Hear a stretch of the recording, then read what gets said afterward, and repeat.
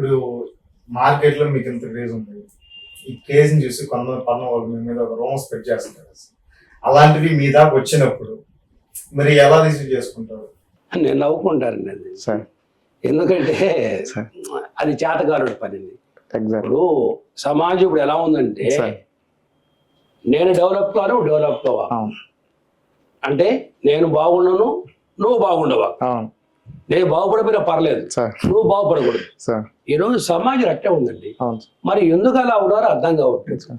మరి ఇదంతా ఎత్తుకొని డబ్బు ఎత్తుకుపోయిపోతే ఇంకెంత అరాచకత్వాలు నాకు అర్థం కావట్లేదు. తెల్లా లేస్తే సార్. ఎవడు మన వృత్తిని పూజించట్లేదండి. అవును. కాసేపు ఆర్డర్ ఏం చేద్దాం, వీడిని ఏం చేద్దాం అనేది ఎక్కువైపోయింది.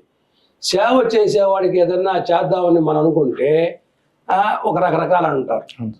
సరే నేను విన్నప్పుడు నేను ఒక ఆయన అడుగుతాను, ఏందా ఇట్లా అంటున్నానంటే, సార్. సార్ కాయలున్న చెట్టుకే కదా రాళ్ళు వేసేది అంటారు. సార్. నేను నవ్వుకుంటాను. అంతే. ఇవన్నీ కూడా చేతగారి మాటలు.